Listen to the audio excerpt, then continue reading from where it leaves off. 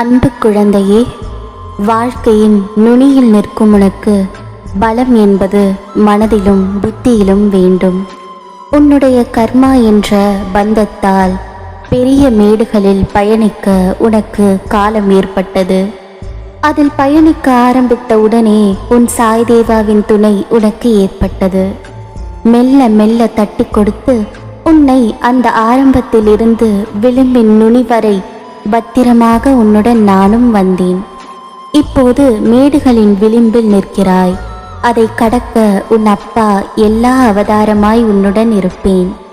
ஒரு பக்கம் உன்னை வெளியில் கொண்டு வர நான் இழுக்க, இன்னொரு பக்கம் கர்மா மாயை உன்னை ஒரு பக்கம் இழுக்கிறது.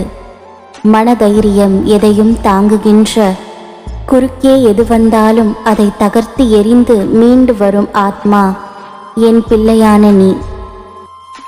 எவ்வளவு துணிவு, போராடுவதில் எவ்வளவு பணிவு. மற்றவர்களிடத்தில் இதனால்தான் உன்னை மாயை இழுக்கின்றது. முன்னே பாயும் அம்புக்கு தான் அதற்கான ஆயுதம் வில் பின்னே செல்லப்படுகிறது. அதைப்போல் அது எங்கே நல்லது என ஒன்று இருக்கிறதோ அதற்கு எதிர்மறையும் பின்னே வரும். அதனால் உன்னை விளிம்பில் இருந்து மீட்பது என்னை மீட்பதற்கு சமம். அந்த நுனியிலிருந்து ஒரு புதிய விடியலுக்கான வாழ்க்கைக்கு நீ வரப்போகிறாய்.